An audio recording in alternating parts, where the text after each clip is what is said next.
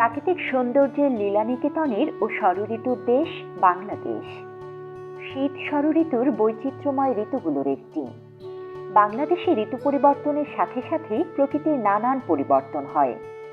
এই দেশে প্রত্যেক ঋতু তার নিজস্ব বৈশিষ্ট্য নিয়ে আবির্ভূত হয়।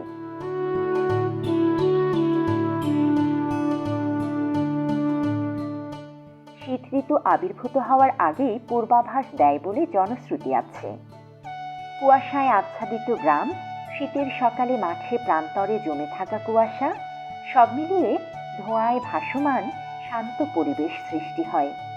কুয়াশার মাঝে কৃষকেরা বের হন কৃষিকাজ করতে, শিশু কিশোরেরা বের হয় বই হাতে নিয়ে। এছাড়াও বিভিন্ন শ্রমজীবী মানুষ ব্যস্ত হয় সকাল নামার সাথে সাথেই। এসব দৃশ্য একত্রিত হয়ে এক একটা গ্রাম হয়ে ওঠে এক একটা রঙিন ক্যানভাস। তাই অপরূপ রূপের এই শীতকালকে বাংলার রূপের রানী বললেও ভুল হবে না। সাধারণত ঋতু চক্রে ডিসেম্বরের শুরু থেকে মার্চ মাস পর্যন্ত বিরাজ করে শীত। এই মৌসুমে শহরের তুলনায় গ্রাম বাংলা নতুন সাজে সজ্জিত হয়। গ্রামাঞ্চলগুলোতে পিঠাপুলির ধুম পড়ে যায়। এই মৌসুমে ঝরে যায় গাছের সবুজ পাতা। পাতাহীন গাছের ডালে ভর করতে দেখা যায় অতিথি পাখিদের। 2024-এর শীতে গ্রাম ও গ্রামীণ জীবন নিয়ে আমাদের আজকের আয়োজন।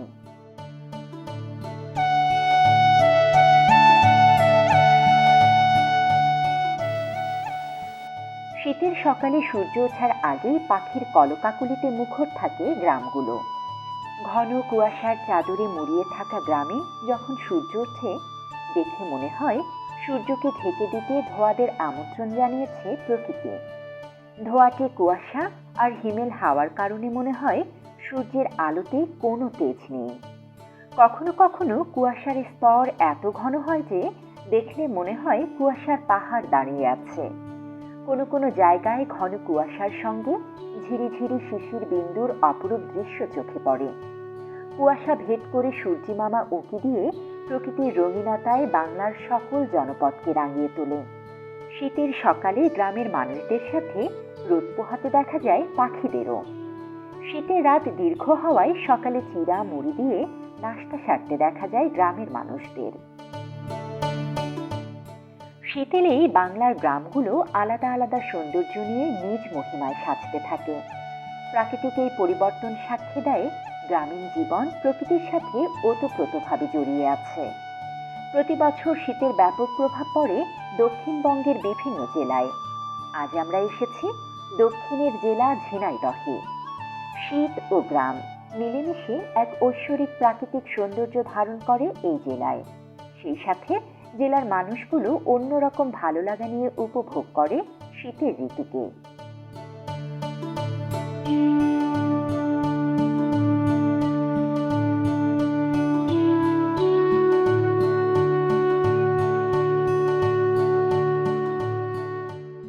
এই জেলায় সবজি উৎপাদনের জন্য অত্যন্ত গুরুত্বপূর্ণ মৌসুম শীতকাল।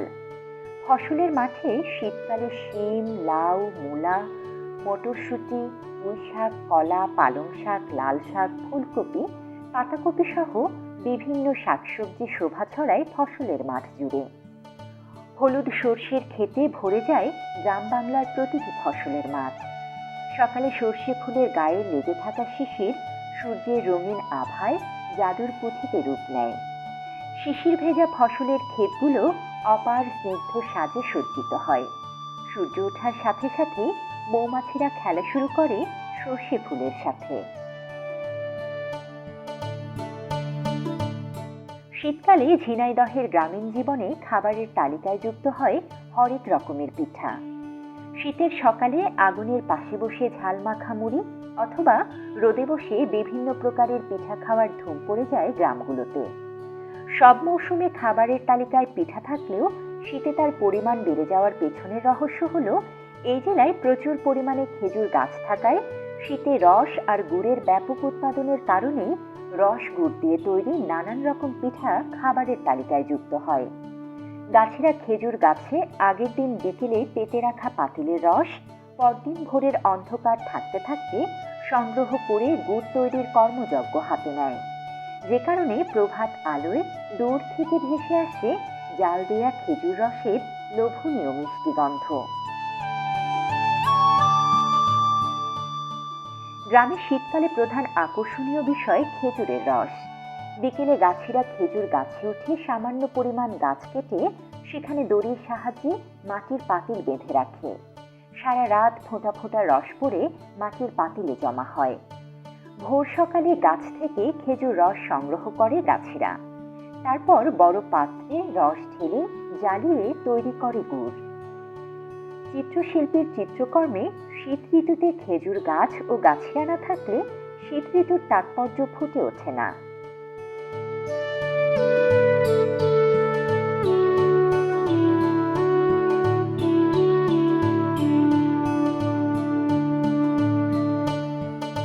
গ্রামাঞ্চলে সকাল সন্ধ্যা চায়ের দোকানে গ্রামের মানুষদের একত্রিত হওয়ার দৃশ্য দেখে মনে হয় গ্রামের মানুষদের মিলন মেলা হয় চায়ের দোকানগুলোতে।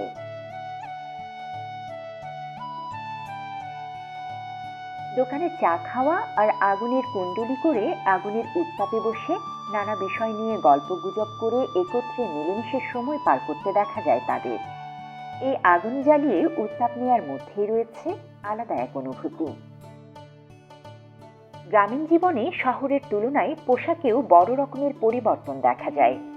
শীতের তীব্রতার উপর ভিত্তি করে বয়সের অনুপাতে এই পোশাকে পরিবর্তন আসে। শহুরে মানুষের শোভা বাড়ানো দৃষ্টিনন্দন পোশাকের থেকে ভিন্ন হয় এই পোশাকগুলো। নৈসর্গিক শীতের ছোঁয়ায় প্রকৃতি এবং পরিবেশের সঙ্গে কিঞ্চিত হোক আর সর্ববৃহৎ হোক না কেন, তা যেন একেবারেই হতদরিদ্র মানুষদের কষ্ট দেয়।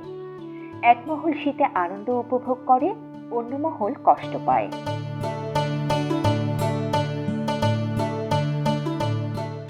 শীতের ভালো খারাপ দুই দিকই আছে, যে কারণে শীত ঋতুকে বিচিত্র এক ঋতু বলা হয়। শীতের সময় মানুষ বিভিন্ন রোগে আক্রান্ত হয়। সর্দি, কাশি, জ্বর লেগেই থাকে। তাছাড়াও অ্যাজমা রোগীদের কষ্টের সীমা থাকে না এ সময়ে। শীতের তীব্রতায় বৃদ্ধ ও শিশু মৃত্যুর ঘটনাও ঘটে বাংলাদেশে। কনকনে ঠান্ডার এই উপদ্রব দেখে কবি বলেছেন, হিম হিম শীত শীত শীত বুঝি এলো রে, কনকনে ঠান্ডায় দম বুঝি গেল রে।